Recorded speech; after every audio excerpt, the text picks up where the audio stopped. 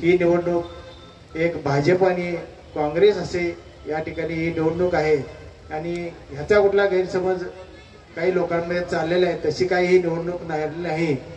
नरेंद्र मोदीजींना आपण 10 वर्ष सत्ता या ठिकाणी दिलेली आहे.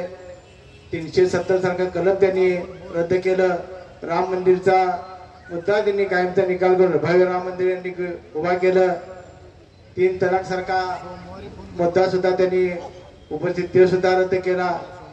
या ठिकाणी बरीच कामे या ठिकाणी मोदींच्या नेतृत्वाखाली झालेले आहेत आणि अशा या नेतृत्वाला पुन्हा एकदा आम्ही मोदीजींना पंतप्रधान करण्यासाठी संजयदादा मंडलिक यांना प्रचंड बहुमताने आम्ही विजयी करूया आणि मोदीजींना पंतप्रधान करूया एवढीच या ठिकाणी विनंती करतो.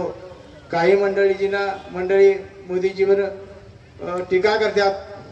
3 कोटीचा 3 लाखाचा शर्ट 2 लाखाची पॅन्ट बलशाली भारताचा पंतप्रधान काय मग फाटकं धोतर घालून फिरतोय.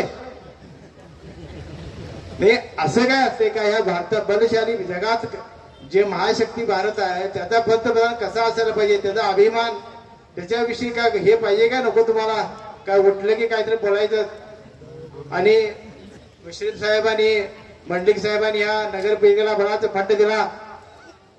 नरेंद्रनं जाहीर स्वागत जाहीर आभार आम्ही जाता येतो आम्ही काही जास्त लक्ष देत नाही. आणि मग उठायचं आणि त्यांनी वकाला चालू करायचं. खासदार कामाचा नाही आमदार कामाचा नाही वकाला चालू तुम्ही केला. ही काय पद्धत आहे काय तुमची.